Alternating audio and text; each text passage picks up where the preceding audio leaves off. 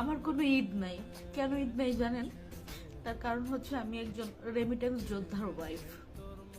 আমার মনে কোনো ঈদের বিষয়টা নিয়ে কোনো আনন্দ নাই, কোনো ফিল কাজ করতেছে না। কেন জানেন? আমার হাজবেন্ড দেশের বাইরে থাকেন।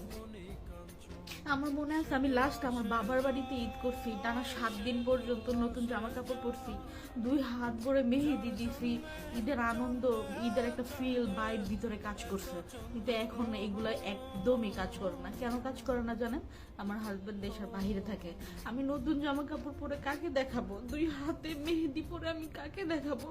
আমি তাকে তো দেখাইতে পারবো না। তার কারণ হচ্ছে সেই ঈদের দিনও ডিউটি করবে। এই সেই ডিউটি না, টানা 12 ঘন্টা সে ডিউটি করবে। সে অনেক কষ্টের কাজ করে।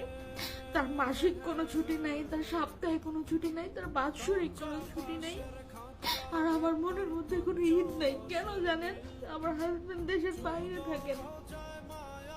বিশ্বাস করেন ভাই, আমি 1 টাকার সুতাও আমার জন্য কিনি নেই। আমার মেয়েরে কিনে দিছি, ওর বাবা কিনে দিছে, কিন্তু আমি কিনি নেই। আমি কিনবো না, কারণ আমি কাকে দেখাবো?